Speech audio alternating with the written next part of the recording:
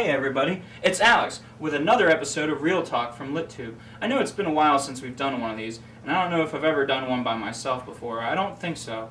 But last night I saw a movie that was so essential, so important to me, something I had anticipated for a while. I made sure not to watch any of the trailers. The Predator. Now, I know what you're thinking. Some of them have been kind of iffy in the past, and they've gone back and forth with quality. Well, I am here to assure you, this one fucking sucks! It's really bad. It's the worst Predator movie I've ever seen. If you're a Predator fan, I'd recommend rewatching one of the other movies because this is a new low for the franchise. So, what makes this movie so terrible, you might ask? Well, we're going to talk about it in this review. Now, warning, obviously, spoiler heavy. I'm going to be talking a lot about the movie. Not covering every single freaking thing, but I'm going to go for a while. So, first, let's get to the character. The only one that's really important is the main character. I don't even know how memorable the other characters were. I mean, there were some with PTSD, and there were some characters that they were trying to make funny that just didn't really work. But the main guy was Boyd Holbrook, I think is his last name. He's been moving up in popularity. He was in that show Narcos, which I actually thought was pretty good. I still haven't finished it, but I've seen quite a bit of it. And then he was in Logan, which wasn't bad, but he was okay. He didn't really blow my mind or anything.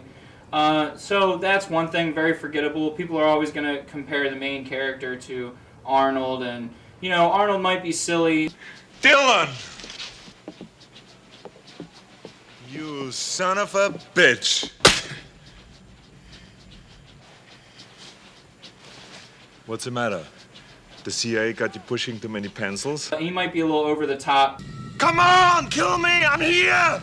Come on, do it now, kill me! But he's pretty badass, even today. And you know, he usually improvised his own lines. They had them repeat some of the old school cheesy lines here, but he made some of them his own. Like, I know at least that stick around line where he throws the knife at the guy and sticks him to the wall. I know that was totally improvised, and it seems cheesy, but it's also pretty fucking badass, which this movie sadly isn't. Let's move on to The Predator.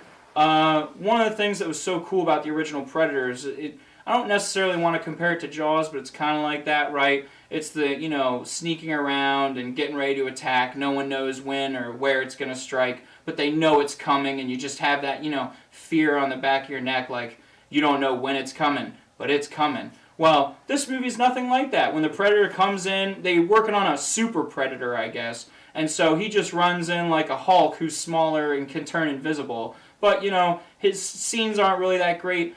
The violence is super tame from him, too. I don't know how this movie got away with being rated R. Another thing is he had stupid dogs. Now, I like the premise. Hunters often have dogs and they use them. But kind of, once again, it goes against the silent issue.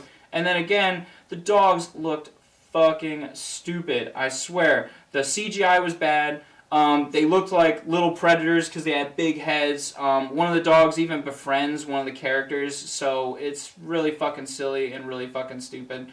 So let's move on. Speaking of really fucking stupid, let's move on to the third issue, and that is, I was excited that it was rated R. One of my problems with Alien vs. Predator, something that I think could have at least improved those movies, is none of them were rated R. They were all PG-13 to get a wider audience in. So for this, I was pretty excited that they were going back to it. I was looking forward to it. But as I had previously mentioned, the violence was very tame. It was pretty darkly lit in a lot of the scenes. It was hard to tell when people even died. It was all happening so quickly.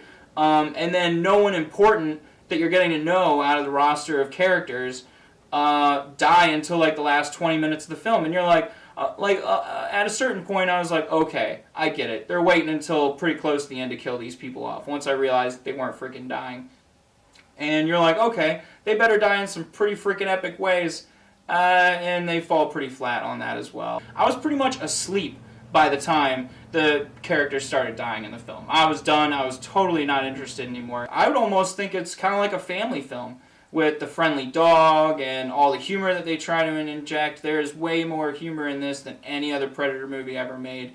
And I think that is pretty fucking tragic. Final thing that I wanted to say before I close out on this episode. I love the old movies. I even watch Alien vs. Predator sometimes. I think Predator 2 with Danny Glover wasn't that bad. I was watching it the other day, and some of the CGI stuff looked a little dated, but all in all, I think that movie was pretty badass and still added a lot to, like, the Predator, you know, story, which I thought was fascinating. Everything after that has been a pretty steady decline. This one was like the whole thing just fell off of a fucking mountain. I don't know what they were thinking when they wrote this.